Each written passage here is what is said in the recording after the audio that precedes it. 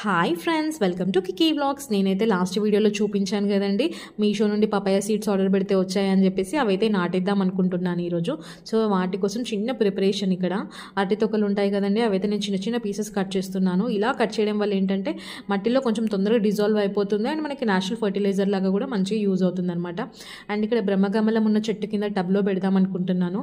Last year ఇక్కడ 2 మామిడి టెంకలు వేస్తే మంచి మొక్కలు వచ్చినాయి, అవైతే వేరే దగ్గరికి షిఫ్ట్ చేసేసాము. ఇక్కడ వచ్చేసి తులసి మొక్కలు ఉన్నాయండి, అవైతే నేను తీసేస్తున్నాను. మా ఇంట్లో 20కి పైగా తులసి మొక్కలు ఉన్నాయి అండ్ ఈ ఆకులపైన పురుగులు గుడ్లు పెట్టినాయండి. సో అందుకోసమనే తీసేస్తున్నాను. అండ్ మనకు కావాల్సిన మొక్కలు పెంచుకోవాలంటే ఇలాంటివి కొన్ని మొక్కలు తీసేయక తప్పదు. అండ్ ఆ ఏరియా అయితే మొత్తం క్లీన్ చేసేసి కట్ చేసుకున్న అరటి తొక్కలు అయితే వేసాను. వేసాక ఒక లేయర్ మట్టేసాను. అలా వేయడం వల్ల మట్టిలో తొందరగా డిజాల్వ్ అయిపోతుంది అనమాట.